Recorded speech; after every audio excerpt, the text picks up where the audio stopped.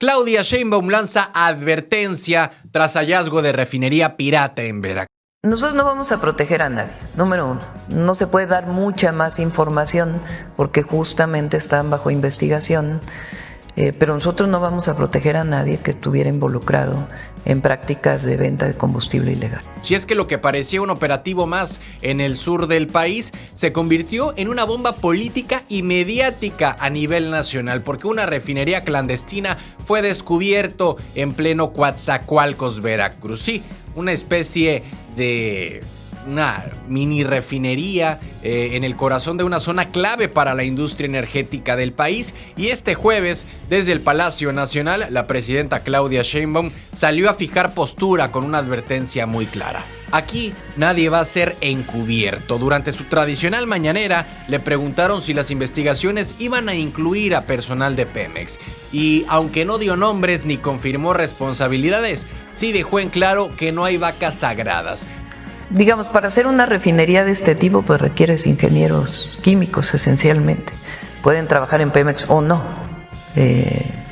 Entonces ya la investigación pues nos va a dar, pero que sepan pues que se está haciendo la investigación y tope donde tope. Que si hay ingenieros involucrados, trabajen o no en Pemex, eso se va a saber, y que la investigación va a llegar hasta donde tenga que llegar. El mensaje fue directo. No importa si es una red pequeña o si hay manos más grandes metidas, el gobierno federal ya activó su aparato de seguridad. De hecho, la Guardia Nacional, la Fiscalía General de la República y otras dependencias ya están trabajando a marchas forzadas para detectar, incautar y frenar cualquier operación ilegal relacionada con el robo o procesamiento de combustibles. Y es que estamos hablando de un delito serio. No es solo un tema de evasión o mercado negro, porque alterar hidrocarburos y operar refinerías clandestinas pone en riesgo vidas, contamina el ambiente y rompe completamente las reglas del juego económico. Y en ese contexto, la gobernadora de Veracruz, Rocío Nale, también se pronunció desde sus redes sociales. Ella, obviamente, como ingeniera química y como ex secretaria de Energía, pues sabe bien de lo que habla cuando se trata de procesos petroleros. Es por eso que aprovechó para agradecer la intervención del gobierno federal, destacando que este golpe al huachicol es uno de los más importantes de los últimos tiempos en el estado. Y Veracruz, el estado, no es un estado cualquiera en materia energética. Aquí se produce, aquí se refina, aquí se transporta y aquí se distribuye petróleo. Es una cadena completa y por lo mismo también es una zona vulnerable a este tipo de delitos. Por eso, Rocío Nale fue tajante. Llegó a comentar que estas prácticas tienen que castigarse con firmeza. No basta con clausurar instalaciones ilegales, se necesita ir más allá, porque si alguien está metido en este negocio clandestino, obviamente tiene conocimientos técnicos, tiene contactos, tiene maquinaria especializada y una red de distribución. No es un changarro improvisado en medio del monte, porque lo que se descubrió en Coatzacoalcos fue una instalación en toda forma, con capacidad para procesar miles de litros de combustibles. Y aunque no se ha revelado si hay detenidos, ya las autoridades están siguiendo el rastro del dinero, del equipo, de los insumos y por supuesto de los responsables. Este caso podría convertirse en uno de los primeros grandes escándalos de la administración de Claudia Sheinbaum, porque no solo pone a prueba su discurso anticorrupción, también la capacidad de su gobierno para enfrentar redes ilegales que muchas veces operan bajo el cobijo de funcionarios o empresas fantasmas. Pero si cumple con su palabra de que no se va a proteger nadie, pues podríamos estar ante un punto de quiebre en la lucha contra el robo de combustibles. La pregunta ahora, ¿quiénes están detrás de esta refinería clandestina y qué tanto se atreven a llegar las investigaciones? Aquí lo vamos a seguir de cerca, pero sin duda es una noticia muy, pero muy impactante, no solo a nivel local, sino ya lo vimos, a nivel nacional. Noticias locales. Pánico en las alturas de Boca del Río. Y es que anoche, en uno de los fraccionamientos más exclusivos de Boca del Río, se vivieron momentos de tensión, porque vecinos de la Torre Amura, ese rascacielos de 38 pisos que domina el skyline de Costa de Oro, reportaron al 911 lo que parecía ser un incendio en los niveles más altos del edificio, así como lo están escuchando. Las llamadas no paraban anoche, que si humo, que si luces extrañas, que si algo estaba pasando allá arriba, y definitivamente el susto fue tal que en minutos llegaron patrullas, bomberos, protección civil y todo el combo de emergencia. Las sirenas se escucharon por el Boulevard Manuel Ávila Camacho y quienes estaban cerca pues volteaban obviamente a ver qué es lo que pasaba en lo alto de la torre, tratando de entender, porque nada más veían gente pero no entendían nada. Sin embargo, después de una revisión completa, subiendo piso por piso y checando cada rincón, las autoridades confirmaron que no había ningún incendio. Así es, falsa alarma, todo quedó en un susto y al parecer no es la primera vez que pasa. Según comentaron algunos de las personas que estaban en la torre, ya en otras ocasiones se ha reportado algo similar. Pero ¿cuál es la causa de todo esto? Un efecto óptico. Porque entre la iluminación artificial del edificio, la luz de la luna y la humedad típica de nuestras noches boqueñas, pues se genera un tipo de reflejo que desde lejos puede parecer humo. Imagínense ustedes el panorama, ¿no? Una torre altísima, pero altísima, iluminada con neblina o bruma marina alrededor y un cielo medio despejado. Parece definitivamente un escenario sacado de película, pero no era fuego, no era humo, solo era la atmósfera jugando una broma pesada. Y es que inclusive, de repente el propio alcalde de Boca del Río, Juan Manuel Unanue, comparte imágenes del dron, sobre todo en días de neblina, y es impresionante cómo una capa pues ahora sí que de nubes rodea lo que es la ciudad de Boca del Río, y el único edificio que destaca por encima de esa neblina o de esa bruma marina alrededor es justamente este rascacielos que se encuentra en Costa de Oro. Después del chequeo el día de ayer y al confirmar que todo estaba bajo control, los cuerpos de emergencia regresaron a sus bases. Eso sí, el susto nadie se lo quitó a los vecinos y bueno, más vale prevenir que lamentar. Así que si vieron movimiento de patrullas o camiones de bomberos anoche, ya saben qué fue. Todo tranquilo en la Torre Amura, aunque con el corazón acelerado por unos minutos. Noticias locales. Y bueno, continuando con la sección de noticias locales, lo que parecía una simple transición política en Tuxpan terminó convirtiéndose en un pequeño enredo institucional. Y ahora el Congreso del Estado tendrá que organizar una elección extraordinaria. La razón de esta elección extraordinaria, muy simple. Tuxpan se quedó sin diputado titular y sin suplente. Hay que recordar que todo empezó cuando Daniel Cortina, actual diputado local por el distrito de Tuxpan, ganó la presidencia municipal en las elecciones del 2 de junio. Él rendirá protesta como alcalde a partir del 1 de enero del 2026 y hasta ahí todo bien. Pero el asunto se complicó cuando también su suplente, Citlali Medellín, se lanzó como candidata a la alcaldía de Tamiagua y también ganó la alcaldía. Así que a partir del próximo año 2026, ambos estarán, diputado titular y diputado suplente, gobernando municipios diferentes y el Congreso local se quedará sin representante por ese distrito de Tuxpan. Y es que inicialmente el presidente de la JUCOPO, de la Junta de Coordinación Política, Esteban Bautista, había dicho pues que no pasaba nada, que se podía continuar con los 49 diputados restantes. Recordemos que el Congreso de Veracruz tiene 50 curules y que Morena seguía teniendo la mayoría calificada, por lo que no veía necesario lanzar una nueva elección. Pero esa declaración encendió las alertas. Desde el gobierno del estado, el subsecretario José Manuel Pozos, quien además fue alcalde con licencia de Tuxpan, dijo que por ley sí debe realizarse una elección extraordinaria. Y más tarde, la misma gobernadora Rocío Nale respaldó esa postura. Este jueves, Esteban Bautista rectificó, dijo que sí se convocará una elección extraordinaria en Tuxpan para elegir quién ocupará ese espacio en el Congreso local. Y aunque todavía no hay una fecha definida, el legislador aseguró que será pronto para evitar más rumores y garantizar la representación de todos los distritos. Porque aunque no lo parezca, quedarse sin diputado no es un tema menor. Tuxpan no puede estar sin voz ni voto en el Congreso y más en un periodo donde se discutirán reformas claves para el Estado.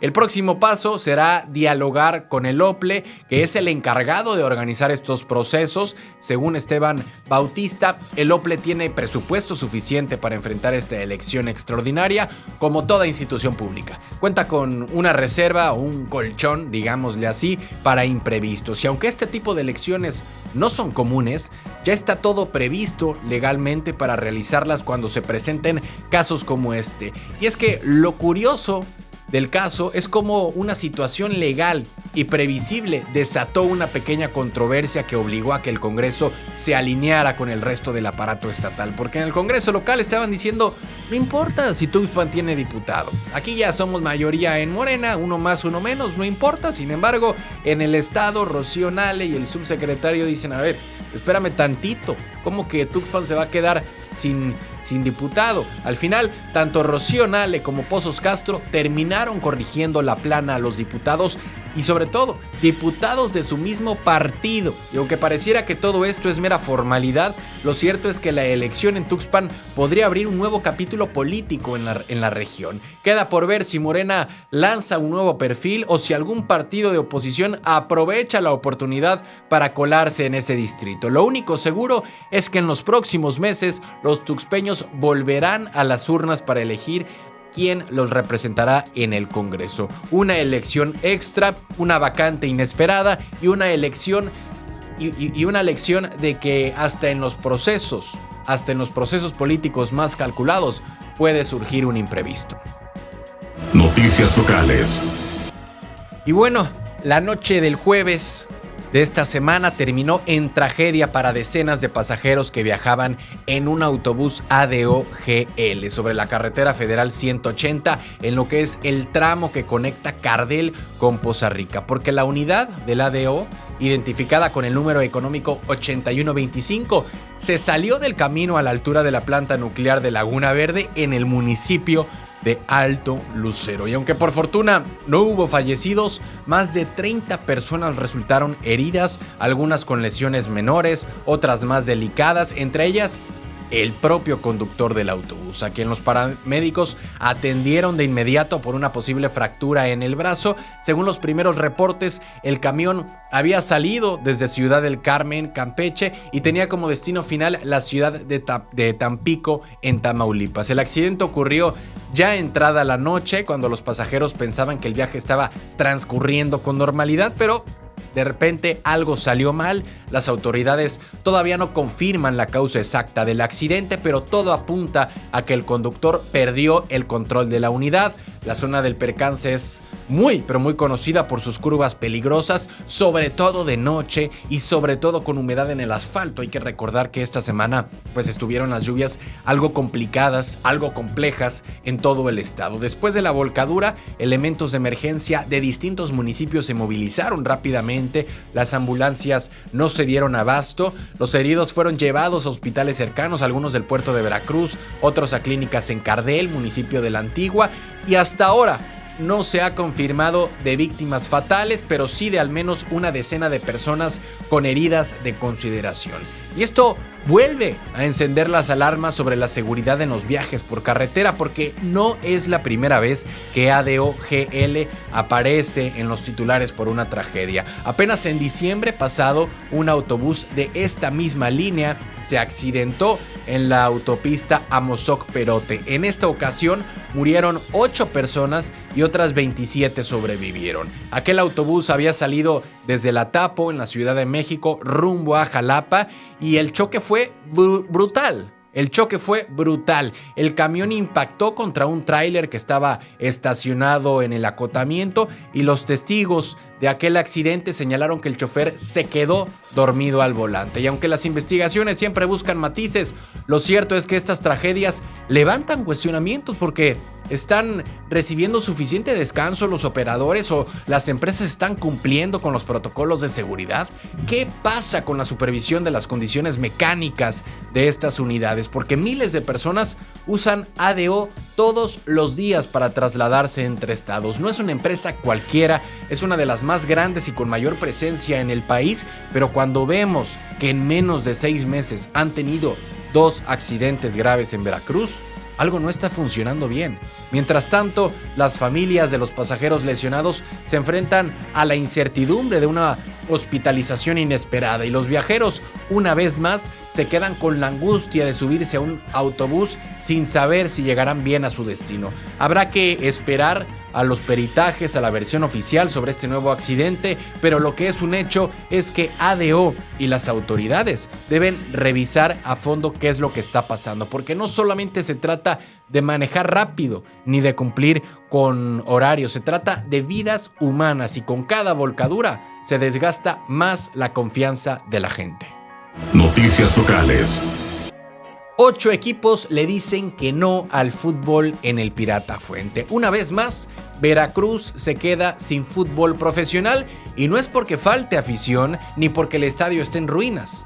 Al contrario, el renovado Pirata Fuente, con todo y los más de 1,600 millones de pesos invertidos en su remodelación, seguirá vacío. Y es que la ilusión de ver rodar el balón en Boca del Río este 2025 se desvaneció luego de la asamblea de dueños de la Liga Expansión, y es que aunque había una propuesta concreta para que Veracruz volviera a tener un equipo mediante la compra de la franquicia del Club Celaya, 8 clubes votaron en contra. Sí, 8 equipos dijeron que no.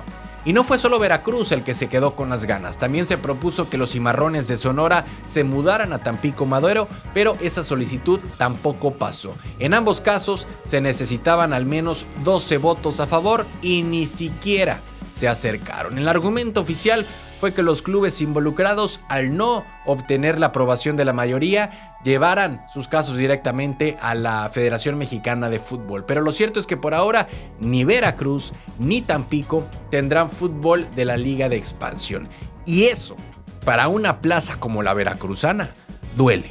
Porque si hay algo que sobra aquí, es afición. Con la remodelación del reciente estadio, muchos pensaron que por fin el fútbol volvería al puerto. Se habló de empresarios interesados, de negociaciones avanzadas, de proyectos listos para echar a andar, pero con esta decisión todo queda en pausa. Mientras tanto, en la misma asamblea sí se dio luz verde para que Irapuato se incorpore al próximo torneo. La Trinca Fresera, un equipo histórico del fútbol mexicano, dejó la Liga Premier para sumarse a la Liga de Expansión. Una noticia que emocionó a muchos, aunque para los veracruzanos también represente una especie de contraste doloroso, porque otros vuelven y nosotros seguimos esperando. Ahora bien, la reunión no fue solo sobre la mudanza y las nuevas plazas, también se aprobó el calendario del torneo 2025 que comenzará a finales de julio y se jugará principalmente en fines de semana. Además, se informó que el proceso de certificación para los clubes que buscan el ascenso arrancará este mes y se definirá en septiembre. Y aunque eso suena muy prometedor, lo cierto es que para ciudades como Veracruz, la falta de representación de fútbol profesional sigue siendo un vacío difícil de llenar. La afición ha demostrado una y otra vez que quiere fútbol, lo vivió con los Tiburones Rojos, lo intentó con otros proyectos y ahora puso sus esperanzas en una posible mudanza de Celaya, pero de nuevo se quedó con las manos vacías, nos quedamos con las manos vacías como veracruzanos. ¿Qué será lo que habrá detrás de esta negativa? Presión de otros dueños, falta de confianza en los inversionistas, temas políticos o económicos. Bueno, por ahora no hay respuestas claras, solo se sabe que 8 equipos votaron y bastaron para frenar el regreso del fútbol profesional al Pirata Fuente. Y mientras eso no cambie, el estadio seguirá brillando, pero sin goles, sin cánticos, sin la fiesta que tanto le hace falta al fútbol veracruzano, y la pelota, una vez más, queda en la cancha de la Federación. ¿Cansados de las mismas noticias de siempre? Con los mismos de siempre. Aquí lo contamos sin rollos, directo y diferente. Dale click a la campanita, suscríbete y entérate de lo que de verdad está pasando en Veracruz y en la política.